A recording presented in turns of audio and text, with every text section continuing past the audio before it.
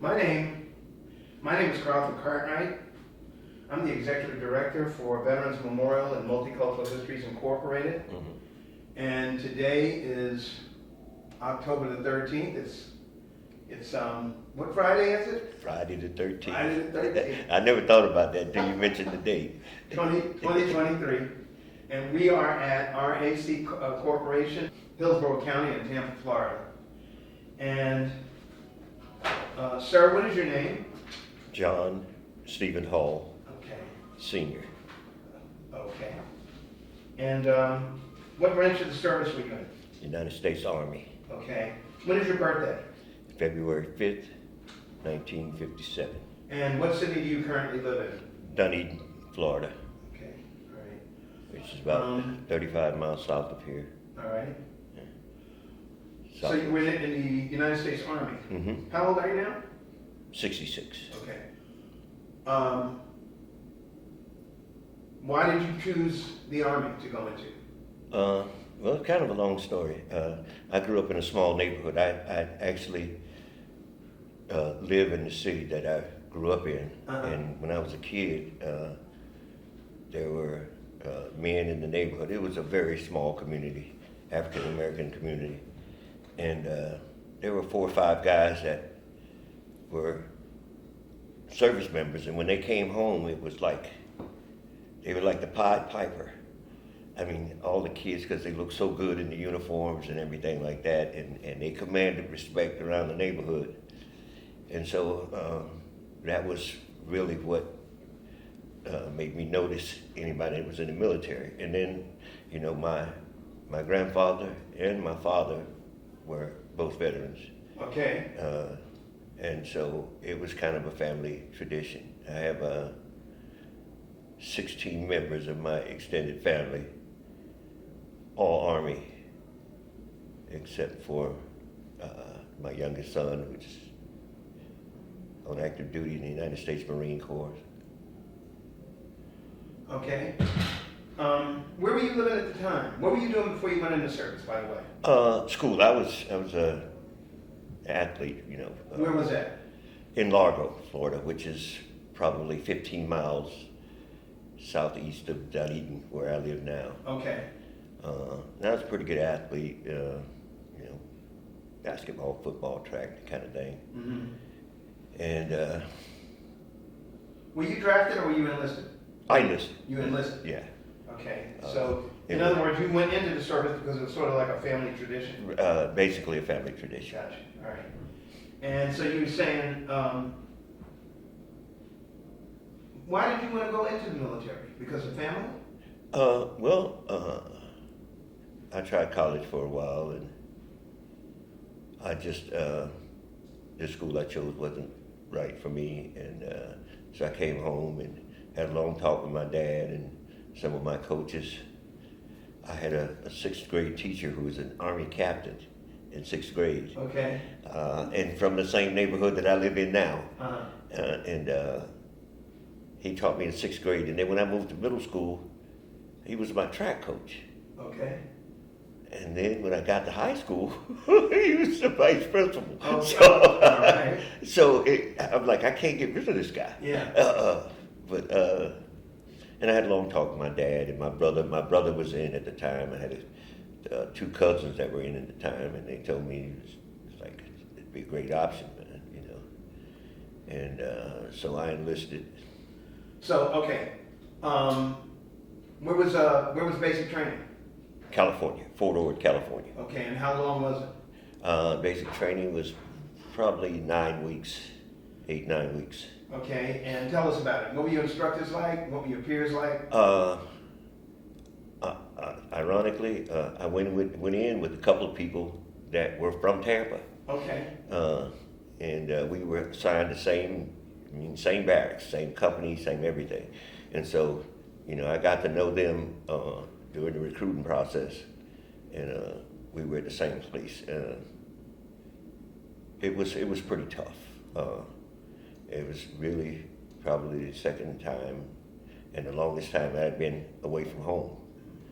And it was pretty tough. The training was pretty tough because it was pretty mountainous, hot, desert kind of thing. What time of year was it? September. Okay. August, Into the September. summer. Yeah. Yeah. And it got brutal at times. But you know, I learned a lot. You know, psychologically. You know, there are things that you have to overcome in that kind of training. Right. And so psychologically, I learned a lot about myself. I never thought I could walk 35 miles.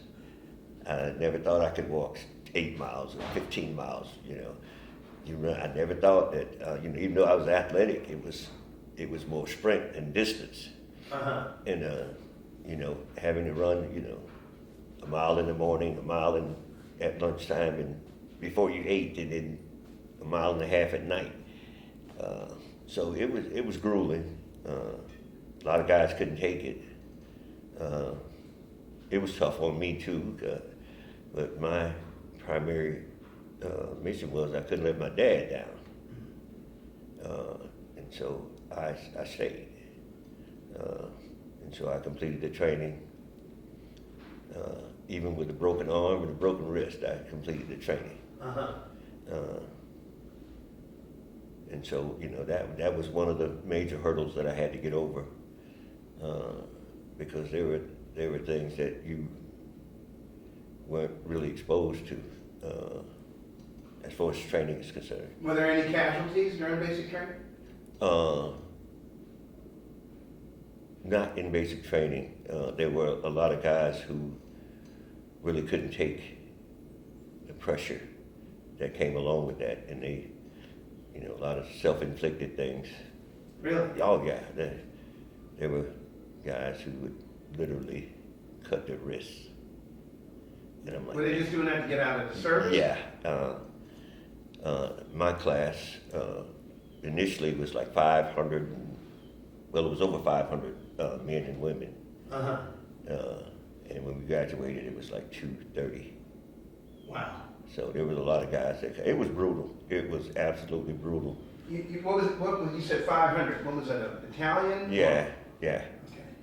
And less than half Less than half. got through it? Yeah. Now, did that basic training include your MOS training also? No, that came after basic training. All right, so where did you, when basic training was over, did you come home on break, or did you just... No, where'd you go? I stayed the same place. Oh, so now you're doing your MOS? Yeah. How long was that training? 8 weeks. Okay, and what was it? What did you train in? I trained as a petroleum specialist. Oh. And then... Tanker trucks? Yeah, things like that. And, So you had to get a CDL license? Well, yeah, but then after I got that job, I got to my first duty station. Right. They told me that I couldn't have that job. That you couldn't? I couldn't have that job. And I'm like, why? He said, you had to be an E4 or above to have the job that you have. And I'm like, well, you know. You just walked in the door. Yeah. And they said, my company commander, well, my executive officer, who was like second in command in the company, told me, he said, you know, you have a choice. You can either get out or take an MOS closely related. And I'm like, I'm not getting out because I've done all the tough stuff. Right.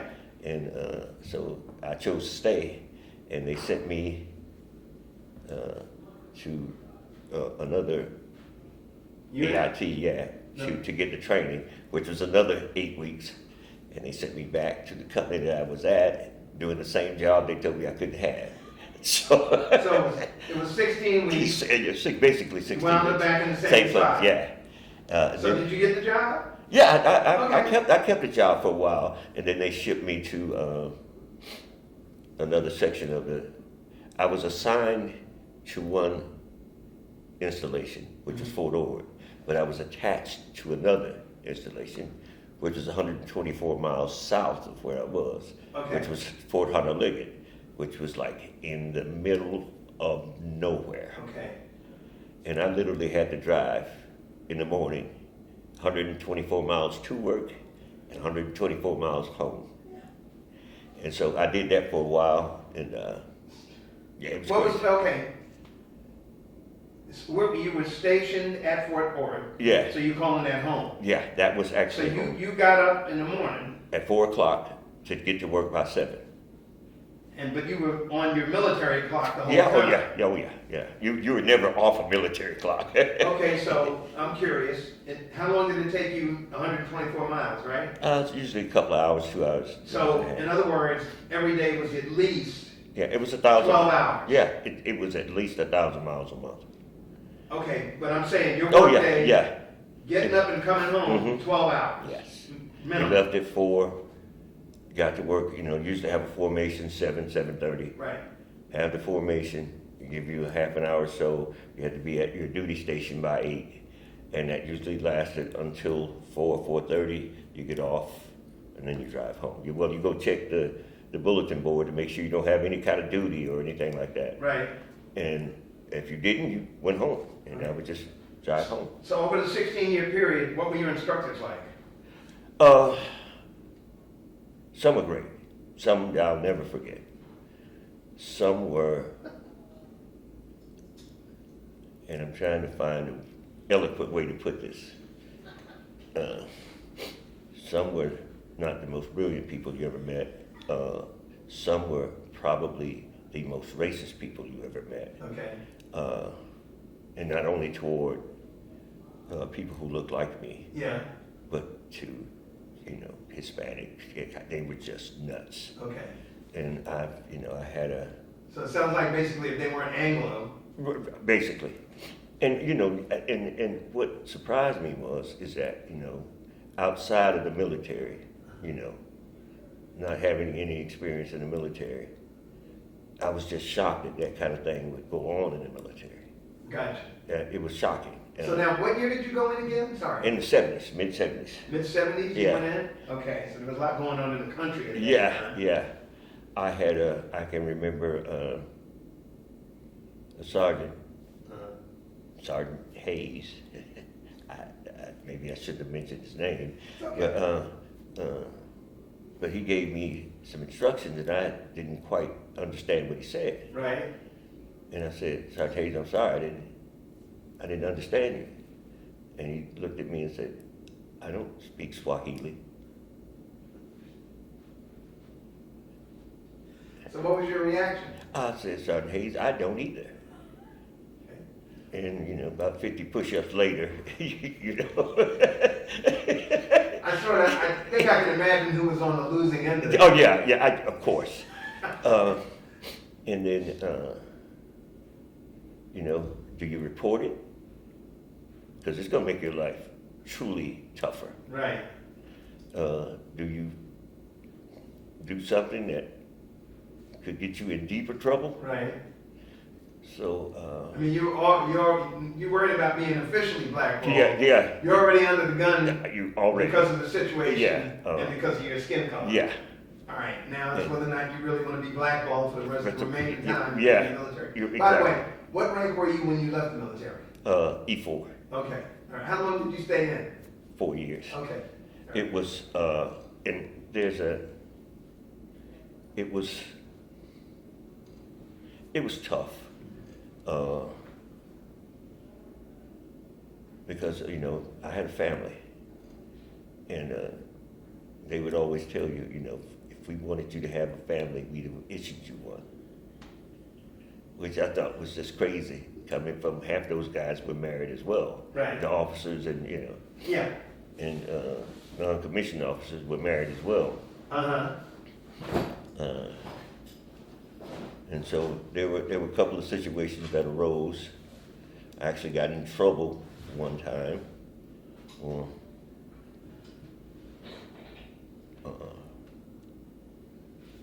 It's hard for me to even talk about. My wife was pregnant with my second child. And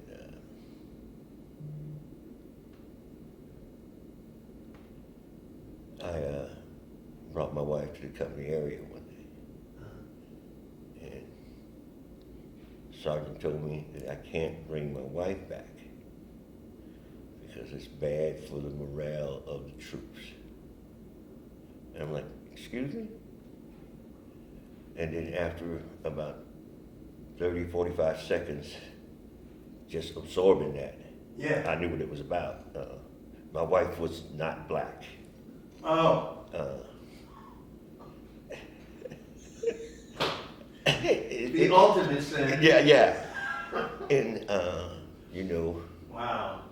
there's a part of me saying, you really can't mean that. There's a part of me saying, you won't bet nothing. You what? You won't bet me that I won't bring her back. Okay.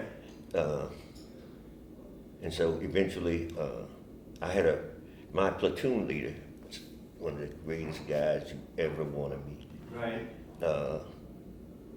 I still remember he and I, his wife and my wife, their kids and my kids. It was like we was just one big happy family. Right. I even went to Thanksgiving with his parents, which was in Stockton, California. Okay. And my wife gave birth. Well, I had taken some time off, which was, I had like a week's worth of leave left. And I took the leave. And, they said, I went back to work that day, and my platoon sergeant said, "Hey, did your wife have the baby?" I said, "No, not yet, but they're probably going to induce it." And he turned to me and said, "Well, go home." So I went home. Right. So my wife gave birth, but they had to keep her in the hospital because of blood clots and all the rest of that. So Right. now I got a newborn and a 2-year-old. Kind of stuck here. Right. So they told me to go home, and that second day, I hear a knock at my door. And my sergeant, who told me not to bring my wife back, has marked me AWOL. And I'm like, they told me to go home. Sarge told me to go home. Right. And I battled it, and it got all the way up to battalion.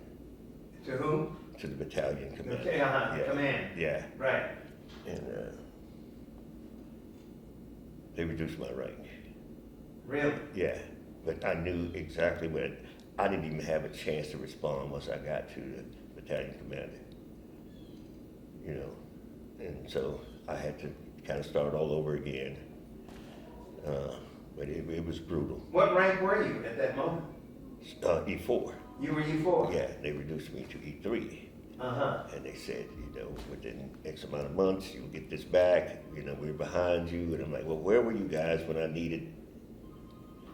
So, but that was neither here nor there. And so I stuck it out. But there were a couple of instances like that that really let me know it's time to go. And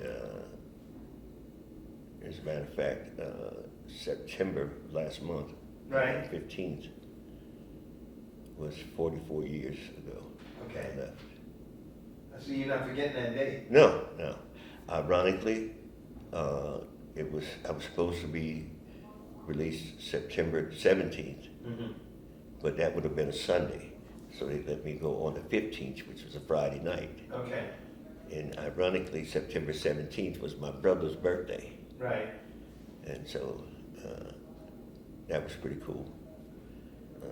Okay, so trying to maintain the timeline. Yeah, sure. All right, you did the what rank were you when you finished your 16 weeks training? E what? E2. E2. Yeah. So when you got done with your training, where was your first duty base? Fort Hunter Liggett. Fort Hunter Liggett, which was south of Fort Ord, which was the So you were in California the entire time? The entire time. Okay. And what city, what is that called? Fort Hunter Lee? Liggett. Liggett. Liggett. What city in California is that near? Nothing major. Nothing. The closest town, I can give you a rundown of all the towns between Fort Ord and That was up north near, towards San Francisco. towards San Francisco. Exactly. It's actually Monterey County. There you go. Yeah, Pacific Okay. Grove area. That's all it was Yeah, happening. yeah. Okay, so you spent, let's see, you spent nine weeks in basic, Mm, another 16 weeks in training. That's 26 weeks? yeah. All right, so that's half a year. Okay, and So then you still had 3.5 years left? yes. Yeah. And that was it at this next, Yeah.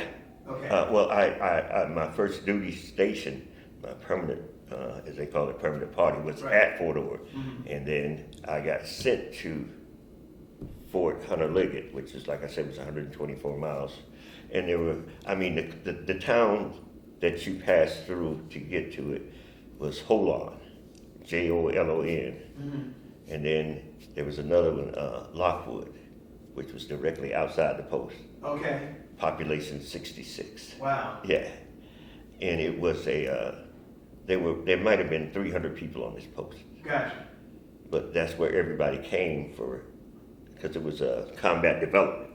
So I could go to bed and there might be 300 people, and you wake up next Tuesday it'll be 5,000, because they came from the Air Force, the Army, Navy, Marines, that kind of. So it was like a transient Exactly, and that's what he did. Battlefield experiments. training. Yeah. Got it. And Maneuvers. So, yeah, basically. There you go. And so the post was actually like 52 miles by 52 miles. Wow. It was huge. Jeez. It was massive. Okay. Thank you. Yeah. It was massive. Uh-huh. There was, from the front gate to my company area was like 6 miles. So 6 miles? yeah, just to get from the front gate of the installation to my company area. So once you got there, you still had to travel another 6 miles? Yeah, To yeah. get to work? You just get to work. I'm just curious, were there a lot of females? There were some, but we were separated. Okay. Uh, I mean, in other words, were there a lot of women on the Oh base yeah, oh yeah. that you worked with? Oh Okay. yeah, yeah. All right. And a few civilians, not many, Right. because there was basically nowhere around. Okay. And after I did that for a while, I came home and I told my wife, I basically got in a car, came home and told my wife, I can't continue to do this, so we're going to try to move closer. Okay. And then we moved probably another 80 miles closer Uh-huh. to a smaller town called Greenfield, I'm sorry. Okay.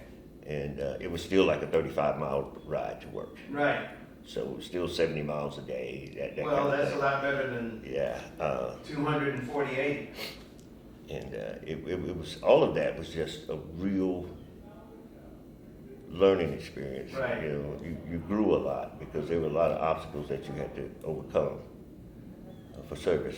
And like I said, I have no regrets about going in the military. None. Okay. Well, okay, so did you deploy to anywhere? Briefly. Where? Germany. Germany? Yeah. Huh, can't remember.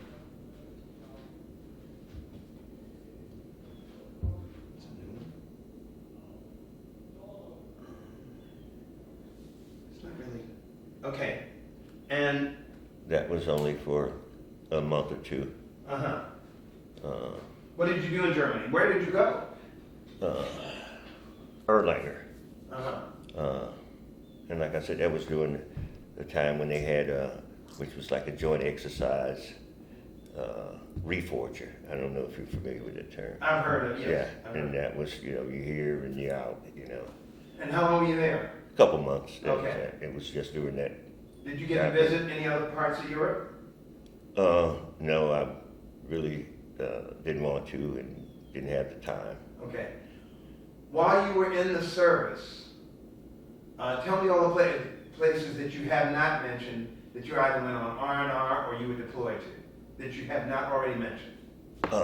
There's basically none. That was it? Yeah, and like I said, California was can you imagine going from a town of probably 300, winding up in Los Angeles?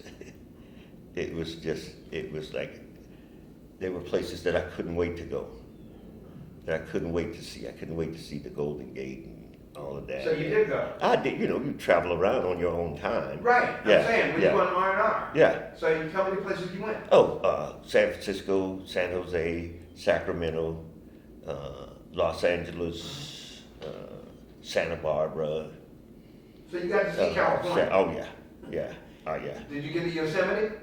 No, I didn't go to Yosemite, but there were places that you wanted to see the Hollywood Bowl. Right. Because you hear about it. Couldn't wait to get to Hollywood Vine, Rodeo Drive, Right. Things like that.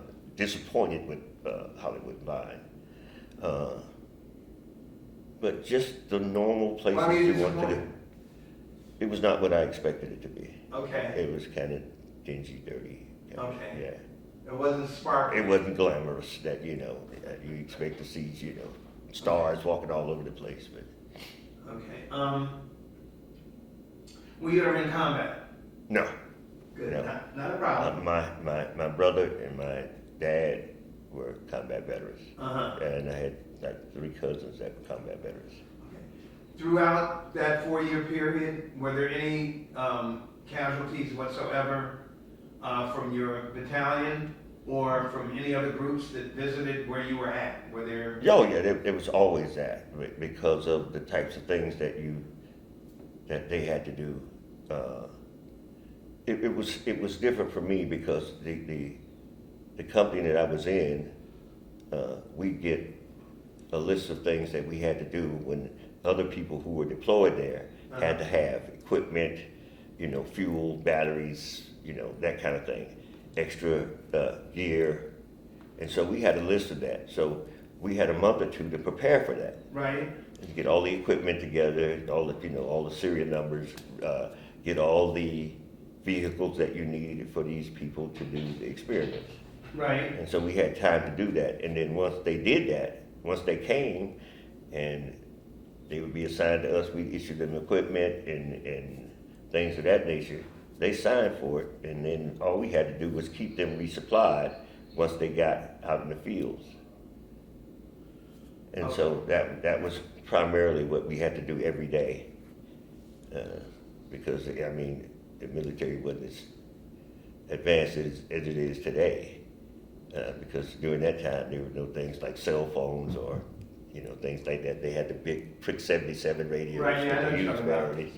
So that was not as advanced as it is today. So there was always something to do. Right. Did you ever have any problem during your service time staying in touch with your family? No. Okay. No. You never had an issue with that? No, they taught that from the day I walked in. Gotcha. Did you feel like did you have all the supplies that you needed while you were in the military to do your job? Oh yeah. How was the food? Basically horrible. But Oh. but there were times that it wasn't so bad. If we had to go to field, they would require you to have 1 hot meal a day. Uh-huh. And so you just made do with, they have the MREs now. Right. Back then you had a box of rations and green cans of whatever. You had the steel pot and you were in the woods and you could make a little fire and warm it up and do all the things you had to do. But they made sure that you had a hot meal, and it was usually lunch or dinner. I hear you. And so from that standpoint, but when you got back to base and things like that, you were fed well. You were fed well. It was okay. Yeah. That was good. Okay. How did you stay in touch with your family? By phone, letters, or what? Phone every now and then, because there was long distance then. Right. And so the bills got out of hand, and so I always write. And my dad was cool about that, Mom, of course, moms want you to write every day, and Dad's like, he'll be okay. And so that was that. How do you get along with your fellow peers and officers? 85% of the time, not one problem.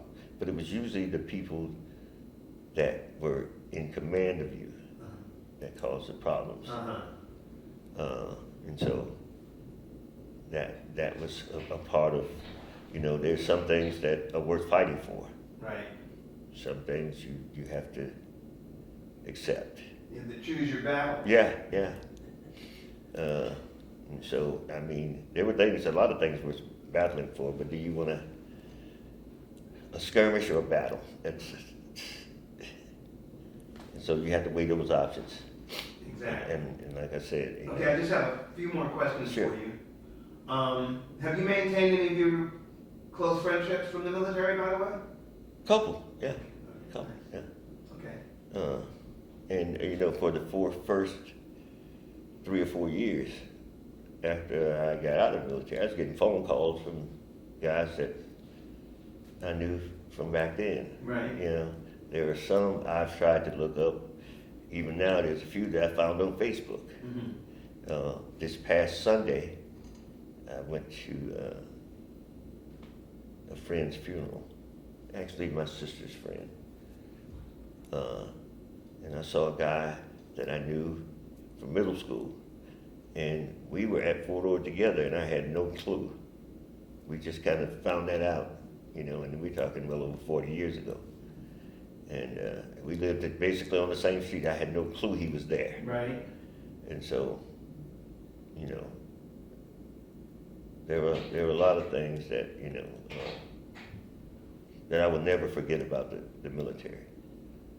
There's a lot of things I wish I could. Okay, let's see. Did you keep a diary at all? No, I tried that for a while. Okay. But, you have to really stay on top of that for a diary to make any sense. I hear you.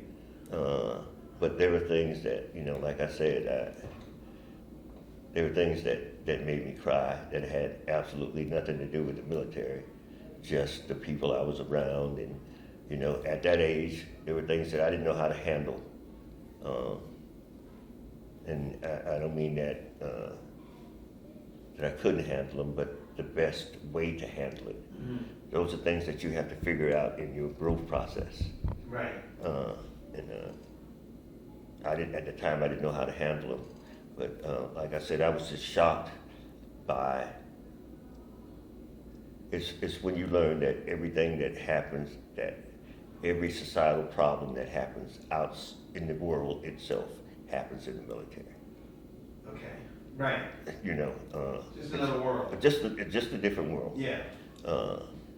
And see, outside of that military, there are ways that it's like a bully.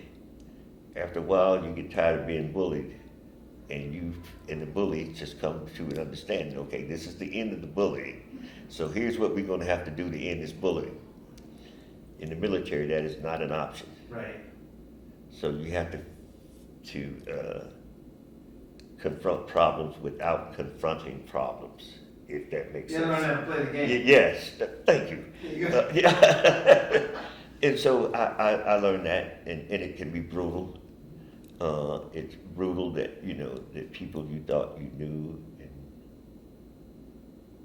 really have another side in certain situations. You feel like you experienced a certain amount of trauma from some of those instances? I know I did. Uh-huh. And so there were things that I think about now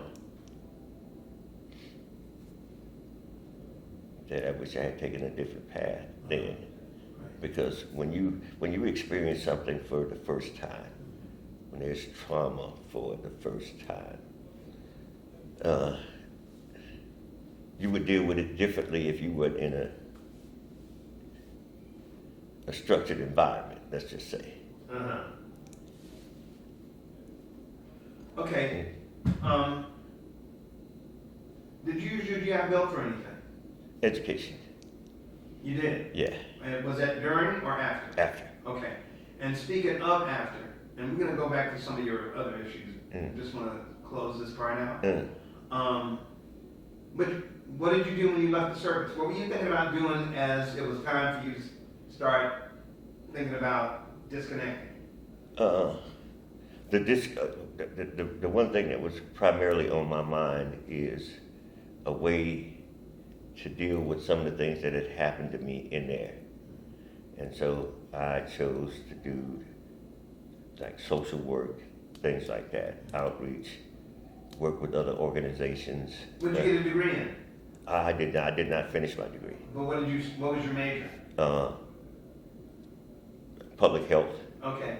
Where were you going to school? Initially at Cal Poly and then at St. Pete College. At who? St. Pete College. Where's that? In Clearwater. Okay. It's a community college. Okay. Which now is a 4-year institution, but they have 3 different campuses. One in Clearwater, one in St. Pete, a branch in Tarpon Springs. Why did you drop out? Start having kids. Okay. And you can't make it on the... So when you got out of the service, did you come back? Yeah, I came back home. Okay. And that was a difficult choice because I had a friend of mine whose father worked for the newspaper in San Jose, and I could have gotten a job there, but I came home and so that's history. You had a family. Yeah. So what did you start doing for a living? Initially, whatever I could. My first job back here was delivering furniture. Okay. And I knew that was not a career path. Right. And so I started doing other things to get myself into it. I worked for Salvation Army for 13 years. I worked for hospice. I worked at the county sheriff's department through hospice, through an umbrella of hospice, right, with HIV-infected inmates. I've done child abuse investigations, pediatric social work. Wow. So just about every aspect of that I could. Well, were those different jobs, or you just worked for the government, or who were you working for? They were different jobs. Some were in conjunction with others. Right. That I just like moved next door or got a promotion or that kind of thing. Okay. I was director of housing at Salvation Army. How long did you do that? Just a couple of years. Okay. Because that was basically working with homelessness and single parent household, both men and women who were single parent. And for 15 years, I was a single dad. Okay. So, okay, so did you retire from any jobs?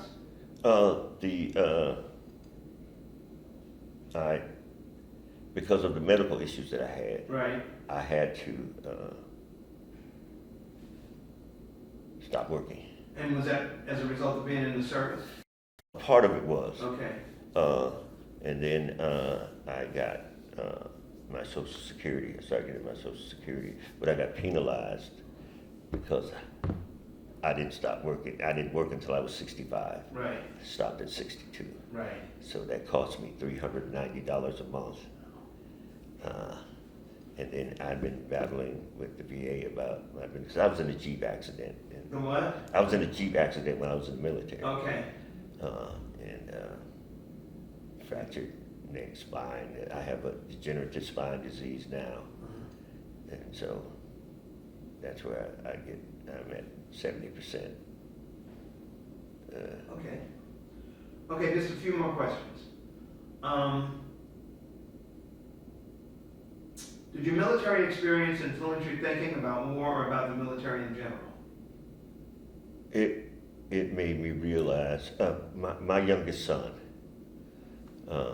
who was a sergeant in the Marine Corps, right, I actually didn't think he was ready for it. And I tried to talk him out of it. right, And, every time he went to the recruiter, I would go with him. Mm-hmm. And because, in a lot of ways, they didn't tell me the truth. Because when I joined the military, we go up here, you get sworn in, you do all the testing and everything, and you can come back home and take care of your business. And so after we got sworn in, because we went to Jacksonville, Right. and after we got sworn in and everything, I go to the recruiter, and I said, okay, we've done all this, when can I go home? And he says, home? Plane ticket. Next thing I know, I'm flying out of Jacksonville. Uh-huh. I didn't get back home for 2 years. Yeah, I can remember calling my mom and telling her, like, Mom,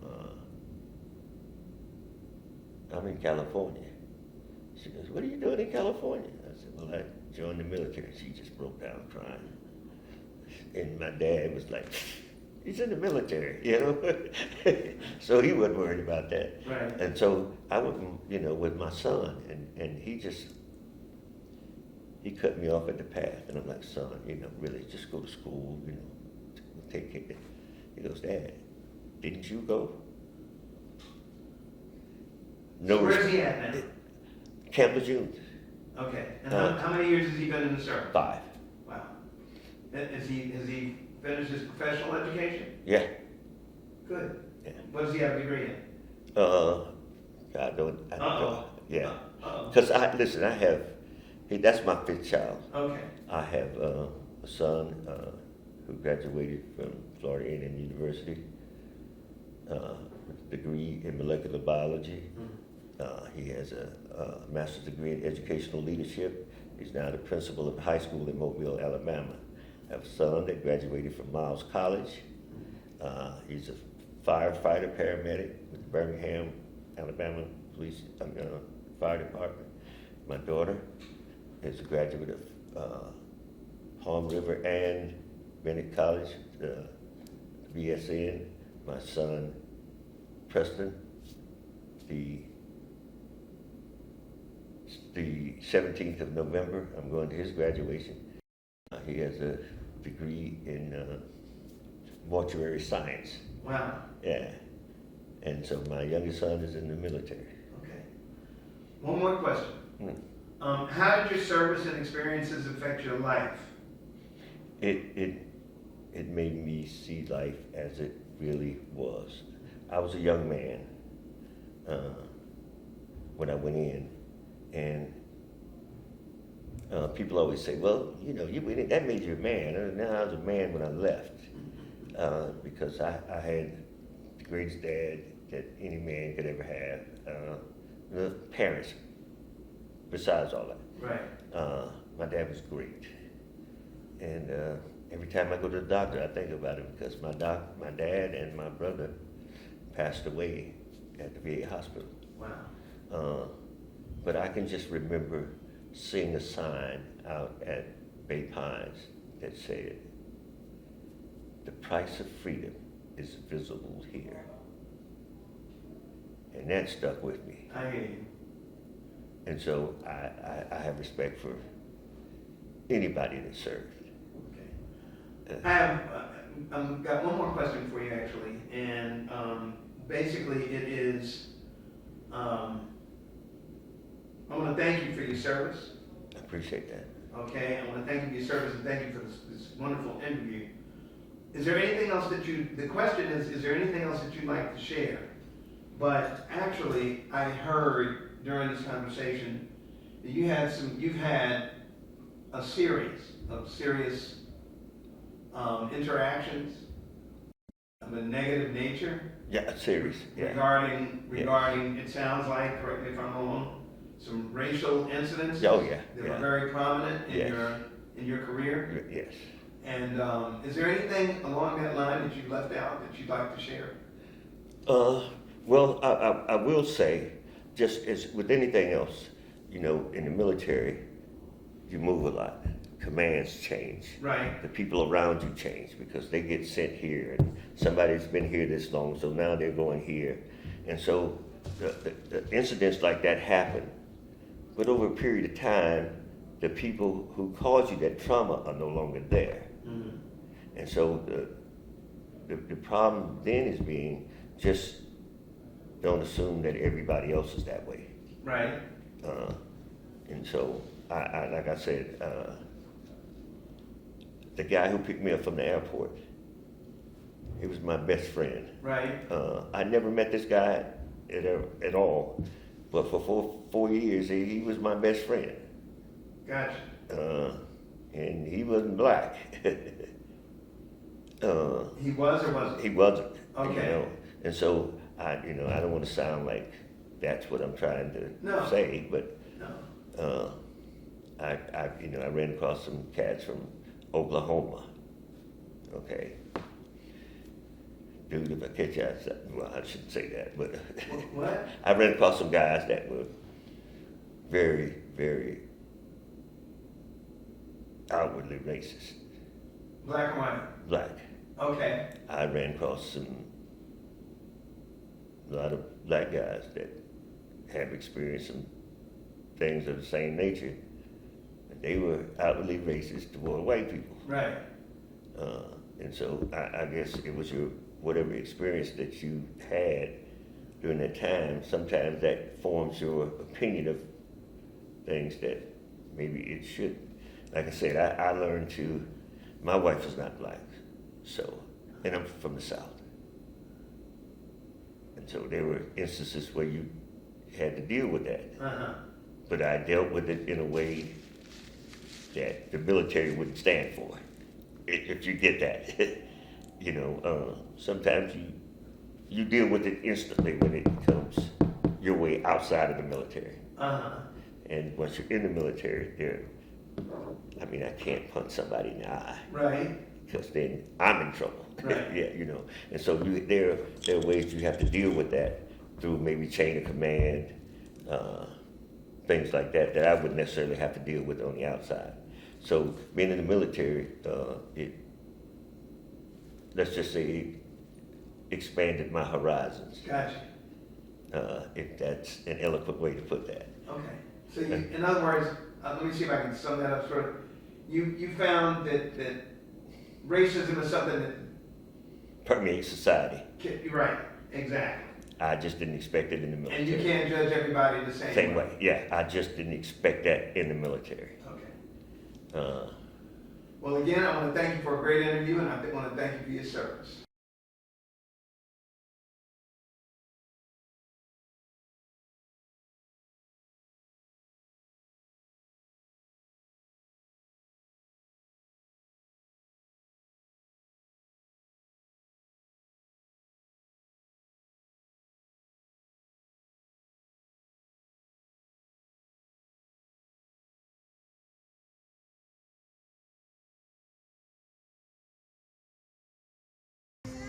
Wave, there you go, beautiful.